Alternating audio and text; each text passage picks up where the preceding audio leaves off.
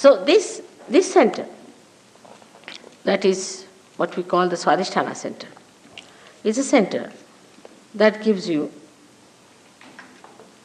your future energy, to think of your future, your planning, which gives you energy to bring forth the manifestation of the physical labor or physical exercise or physical work. This poor center has to work for one work, to convert the fat for the use of the brain. Now, if one center which has to do many other things starts doing only one work, all other things are neglected. As a result of that, you develop problems because it has to cater to your liver, to your pancreas, to your kidneys, to your spleen. And once it goes into action for one channelized work, it gets programmed for it. And then it cannot take care of these things. That's how you develop a bad liver. You develop a diabetes, kidney trouble, blood pressures. Also, you develop a very serious disease called blood cancer. Now, Sahaja Yoga can cure all these troubles. It's only physical. But it can cure even physical troubles, because if this center is brought to its normal behavior, if it is made to behave in a very normal way, you can easily cure all such diseases which come out of your overactivity, overthinking, over-imaginativeness. It's a very dangerous thing to always think about the future. For example, now we are here sitting down, we should be comfortably sitting down and talking to each other. Instead of that, now we are thinking, what am I going to go do tomorrow, or what am I going to do when I go home, how am I going to cook, what am I going to eat, or how I am going to take my train.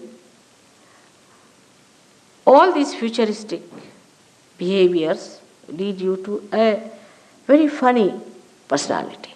You become so futuristic that you forget the past.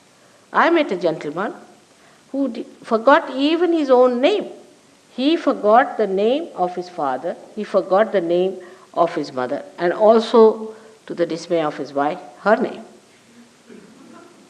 And she started crying. She said, now what to do? He's forgotten everything. Now he is in a futuristic area. He just knows the future. Then he was to be pushed back again into the center. Then gradually he started remembering. Then he told me that he's chairman of one of the councils of a big district place in India. And he said, he was. He said, no, I am. I said, that's good. That's better. Now you are in that state where you say, I am. So this is what happens. And this is what's going to happen to our societies here, which is very futuristic. So to cut it down, one can try anything. You may try anything. For example, you may show pictures of the past and things like that, but that is not going to bring back the horse. It's running very fast. The only thing that can work it out is the awakening of the Kundalini. When the Kundalini awakens itself, she makes the center enlighten, and the center itself resumes its normal shape, its normal behavior, and its normal condition. Apart from that, it has got a dynamic power or manifestation that this center which looks after our attention becomes enlightened, and our attention becomes enlightened, and the attention which is enlightened becomes dynamic. In the sense now, sitting down here, you can pay attention to anyone. Just pay attention. You don't have to do anything.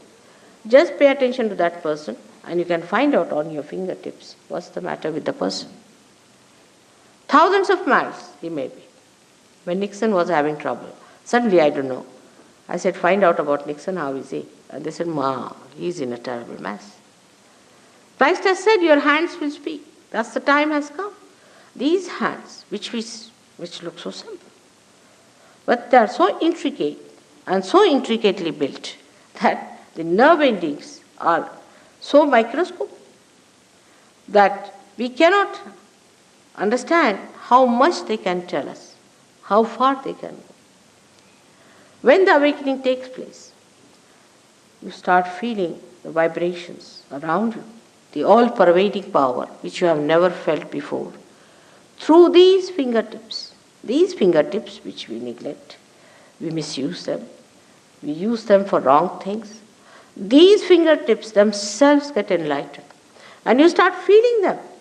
That's what I said, that you have to get your awareness, which is enlightened. It's the awareness which has to manifest.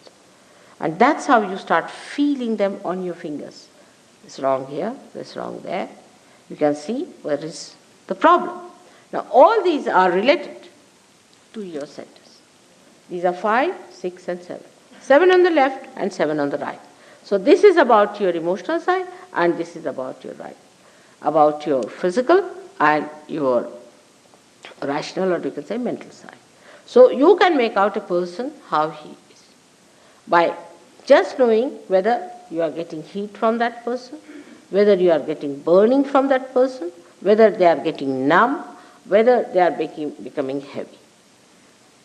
And a rapport is established with the all-pervading power which informs you, get the messages.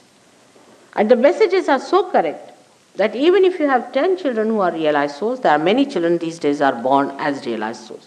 We don't understand children these days, but these days they are great children and they are born today because the time has come. This is the time of judgment time. This is the time of resurrection. This is the time about which people have described in all the scriptures. So great people are taking birth. And these children, if you tie them up and their eyes and ask them about a person who is sitting facing them, what's the problem with this person? They will all raise the same finger. All of them will raise the same finger, even if their eyes are tied. Even if their backs are towards the person, they can just push back their hands and say. They are so good, children are so good. You see, when they put their fingers in the mouth, we sometimes think, I don't know, Freud, who might call a very half-baked person, he didn't know much about God and life and nothing at all. He was very little bit he knew. He says that this has something to God, sex. He was nothing but a sex point and he wants everybody to be a sex point, not a human being. So this fellow, whatever he may say, but the truth is that it is nothing to do with sex. It is that they feel the heat on their fingers. They actually feel it. And that's how they put it in the mouth. The little children I've seen. We have one here who has come from England, from London. There's another one who is from here somewhere. And all of these, if you ask them, they will immediately tell where is the catch, which chakra is catching. Now, children, you cannot be fooled.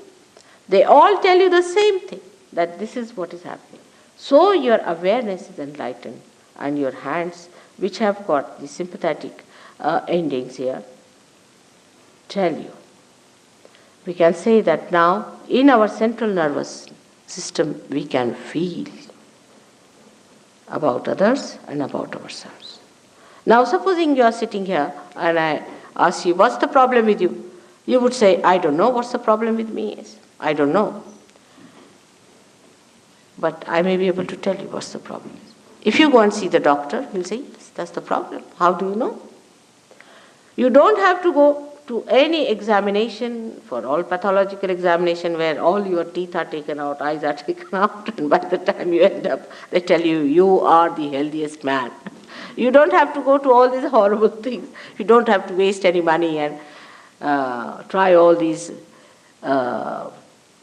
frustrating things. Just putting your hands, you will know about yourself. And the people who are Sahaja Yogis will tell you that this is what is wrong with you and this is how you cure. Now the time has come. This is such a fantastic time.